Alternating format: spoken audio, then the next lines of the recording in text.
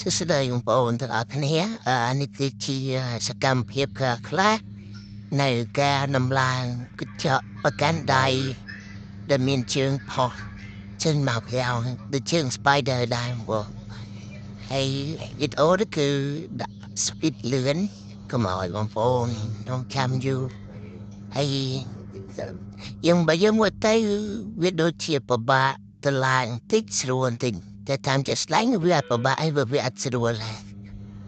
គឺវាយើងជំនាញខាងហ្នឹងហើយយើងទៅឡើងស្រួលហើយកាន់ដៃនេះដែរគឺទៅឡើងនៅខេត្តសំរាបនៅខុនដូ Ross Apple ខុនដូនេះគឺអាចថាបានធំជាងគេនៅសៀមរាបទេបងប្អូនហើយប្រភេទកាន់ដៃនេះយើងប្រើកញ្ចក់6ឡាម៉ែត្រកញ្ចក់ឡាម៉ែត្រហ្នឹងបើសិនជាវាបែកក៏វាអត់ធ្លាក់ដែរក៏វាអត់គ្រោះថ្នាក់ដល់មនុស្សអីចឹងណាបងប្អូនគឺវានៅជាប់គ្នាហើយវីដេអូនេះគឺខ្លីៗដែរទេបងអាចមើលកំសាន្តលេងពីរបៀបដំឡើងមួយស្លឹកគឺតតែ4នាក់អញ្ចឹង